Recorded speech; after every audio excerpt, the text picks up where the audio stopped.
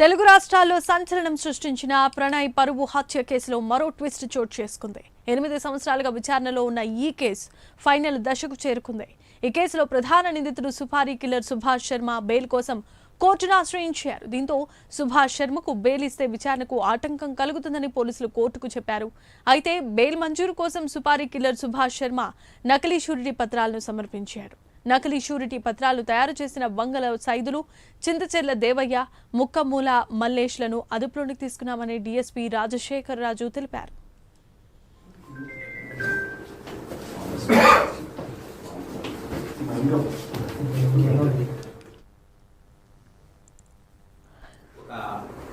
ఆ కేసులో A2 సుభాష్ కుమార్ శర్మ బీహార్ అతను, ఇతను ఇంకా జైల్లో ఉన్నారు.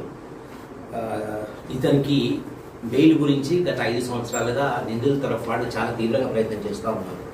సో పోలీసు డిపార్ట్మెంట్ వైపు నుంచి ఇతనికి బెయిల్ వస్తే మిగతా సాక్షుల్ని బెదిరిస్తారని, సాక్షులు ఇతనంటే బాగా భయపడుతున్నారు, ఇతను ఒక సుపారీ కిల్లర్ కాబట్టి దాంతోపాటుగా మళ్ళీ ఇతను విచారణకి మాకు అందుబాటులో ఉంటాడని గత 5 సంవత్సరాలుగా మేము విన్నవించే దాని ప్రకారం కోర్టు ఇతనికి బెయిల్ రద్దు చేస్తూ వస్తుంది. నవంబర్ 2024లో గౌరవ హైకోర్టు ఇతనికి సుభాష్ కుమార్ శర్మకి కొన్ని కండిషన్స్ తోటి బెయిల్ గ్రాంట్ చేయడం జరిగింది.